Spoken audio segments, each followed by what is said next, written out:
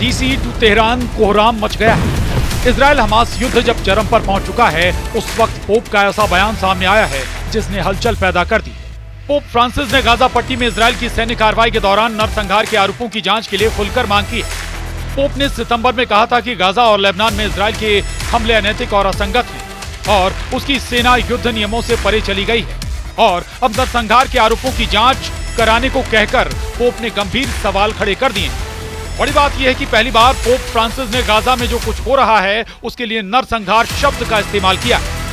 असल हकीकत क्या है, उसकी सच्चाई को जानने और इसको प्रमाणित करने के लिए पोप ने अंतर्राष्ट्रीय जांच की मांग की, इसलिए कि इसको लेकर ऐसी बहुत सी रिपोर्ट आ रही हैं।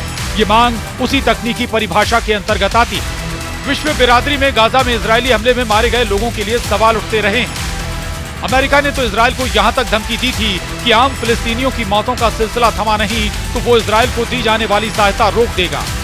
लेकिन गाजा में मौतों का सिलसिला तब थमता जब इजराइल हमला करना बंद करता। इजराइल के प्रधानमंत्री बेंजामिन नेतन्याहू आम फिलिस्तीनी की मौत पर दलील देते रहे हैं कि इसका कारण यह है कि हमास के आतंकी इन लोगों को ह्यूमन शील्ड की तरह इस्तेमाल करते हैं। इजराइल उन्हीं रिहायशी इलाकों पर हमले करता है जहां हमास के आतंकियों के छिपे होने की आशंका होती है। हाल में गाजा के दक्षिण में खान यूनिस में इजराइल डिफेंस फोर्स ने हमला किया। यहाँ विस्थापित लोगों के लिए शेल्टर है। इजराइल डिफेंस फोर्स ने अंधाधुंध गोलीबारी की। नतीजा हुआ कि बच्चों और उनके माता पिता की मौत हो गई। वहीं उत्तरी गाजा के बेल लाहिया इलाके में भी हमले में कम से कम 30 लोग मारे गए। स्थानीय लोगों के मुताबिक कई मकानों को भी नुकसान पहुंचा। इसके अलावा गाजा पट्टी में इजरायली हमलों में 12 लोगों की मौत हो गई। इजराइल की पुलिस के मुताबिक कैसेरिया में प्रधानमंत्री नेतन्याहू के निजी आवास पर गोले दागे जाने के बाद 3 संदिग्धों को गिरफ्तार किया गया। हमले को लेकर इजरायली फौज IDF की ओर से स्टेटमेंट जारी की गई। इसमें बताया गया कि बेल लाहिया इलाके में मौजूद आतंकी अड्डों को निशाना बनाते हुए ये अटैक किया गया। हमास की गतिविधियां तेज होती देख वहां पर अटैक किया गया है। बयान में कहा गया कि युद्ध क्षेत्र से नागरिकों को निकालने के प्रयास जारी हैं। इजरायली सेना ने उत्तरी गाजा में फिर से हमले तेज करते हुए कहा है कि हमास के आतंकवादी वहां फिर से संगठित हो गए हैं। इजराइल बारंबार ये कहता रहा है कि गाजा में जब तक हमास का आखिरी आतंकी जिंदा है, हमले बंद नहीं होने वाले। बता दें कि बीते साल 8 अक्टूबर जब इजराइल ने गाजा के खिलाफ अटैक शुरू किया, तब से लेकर अब तक गाजा में 43,846 लोगों की मौत हो चुकी है और इस दौरान गाजा में कम से कम 1,740 लोग घायल हुए, जबकि विस्थापित लोगों की तादाद करीब 18 लाख की है।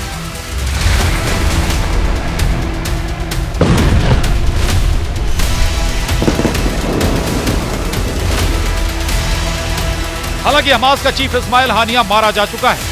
दूसरे चीफ बने याहिया सिनवार को भी इजरायली फोर्स ने मौत के घाट उतार दिया है और इस वक्त हालात ये हैं कि हमास का कोई भी ऐसा कमांडर जिंदा नहीं बचा है जिसकी कोई अपनी पहचान हो। कुल मिलाकर कहें तो संगठन हमास अपने सबसे बुरे दौर से गुजर रहा है। लेकिन नोट करने वाली बात यह है कि सिर्फ 40 किलोमीटर लंबी और 7 से 8 किलोमीटर चौड़ी गाजा पट्टी अब तक इजराइल की मुट्ठी में नहीं आ सकी है। इजराइल की इसे लेकर दलील है कि हमास के रिहायशी इलाकों में छिपे आतंकी इसकी बड़ी वजह है। दूसरी वजह है हमास की लंबी चौड़ी सुरंगें और तीसरी वजह है ईरान का हमास को समर्थन। गाजा में होने वाली मौतों को लेकर अमेरिका चिंता जता चुका है। 13 अक्टूबर 2024 को अमेरिकी अधिकारियों की ओर से इजराइल को एक पत्र भेजकर कहा गया है कि गाजा में मानवीय स्थितियों को सुधारें वरना अंजाम भुगतने के लिए तैयार रहें। इसके लिए 30 दिनों की समय सीमा तय की गई। इससे पहले इस साल की शुरुआत में जब इजराइल की ओर से दक्षिणी गाजा में अपने ऑपरेशन को विस्तार देने की कोशिश की जा रही थी तो अमेरिका ने हजारों बम की डिलीवरी रोक दी थी। हालांकि जल्द ही अमेरिका ने हथियारों की आपूर्ति फिर शुरू कर दी, जिसके बाद इजराइल ने गाजा पर तो बमबारी की ही, लेबनान पर भी जोरदार हमला किया था। गाजा पट्टी में भीषण इजरायली हमलों के बीच संयुक्त राष्ट्र की एक विशेष समिति ने भी कहा कि गाजा में इजराइल की नीतियां और युद्ध के तरीके नरसंहार के अनुरूप। यूएन मानवतावादी कार्यालय यानी OCHA ने कहा कि पिछले 2 दिनों में उत्तरी गाजा तक मदद पहुंचाने की 6 कोशिशों को ब्लॉक किया गया है। OCHA के मुताबिक गाजा की घेराबंदी के जरिए मानवीय सहायता में रुकावट पैदा करके आम नागरिकों और सहायता कर्मियों को निशाना बनाकर इजराइल ने पूर्व मंशा के साथ भुखमरी को युद्ध तौर तरीकों के रूप में इस्तेमाल किया। गाजा में इजरायली सैनिकों ने महिलाओं और बच्चों समेत फिलिस्तीनियों के साथ क्रूर, अपमानजनक बर्ताव किया, लेकिन इजराइल की सेहत पर इसका कोई असर नहीं दिखा। अमेरिका के डबल स्टैंडर्ड, संयुक्त राष्ट्र में इजराइल को अमेरिका का साथ और बेंजामिन नेतन्याहू की इजरायली बंधकों को लेकर जताई गई चिंता की आड़ में सब कुछ दब गया। गाजा इस वक्त करीब करीब कब्रिस्तान में तब्दील हो गया है। जो बच गए हैं उन्हें रोटी तक मयस्सर नहीं हो रही, पीने का पानी नहीं मिल रहा, लोग जिंदगी से हताश होते जा रहे हैं। और इस बीच पोप फ्रांसिस का बयान आता है कि इजराइल ने अगर नरसंहार किया तो इसकी जांच होनी चाहिए। उधर युद्ध में उलझे इजराइल के सामने एक और मुश्किल आन खड़ी हुई है। इजराइल पहले से ही गाजा में हमास से, लेबनान में हिजबुल्लाह से, यमन में हूती विद्रोहियों से, सीरिया में ईरान समर्थित मिलिशिया से, इराक में ईरान समर्थित फोर्स से और बहरीन के मिलिशिया संगठन से जंग ही कर रहा है। और नेतन्याहू ने इसका जिक्र एक नहीं कई बार किया भी है। लेकिन अब नेतन्याहू के लिए तुर्की भी एक मुश्किल बनकर खड़ा हो गया है। यानी कि इजराइल के पहले 6 फ्रंट एक्टिव थे, अब 7वां फ्रंट तुर्की भी खुलने जा रहा है। तुर्की ने एलानिया तौर पर इजराइल को दुश्मन देश मान लिया है। राष्ट्रपति एर्दोआन ने पहले इजराइल में घुसकर मारने की धमकी दी, फिर उनके मंत्री ने इजराइल को तबाह करने की धमकी दी और अब खबर है कि तुर्की ने इजराइल के राष्ट्रपति इसाक हर्जोग के एक अनुरोध को अस्वीकार कर दिया है। इजरायली राष्ट्रपति दरअसल अजरबैजान की राजधानी बाकू में चल रहे COP29 जलवायु शिखर सम्मेलन में जाने के लिए तुर्की के हवाई क्षेत्र का इस्तेमाल करना चाहते थे, लेकिन तुर्की ने उनके अनुरोध को अस्वीकार कर दिया।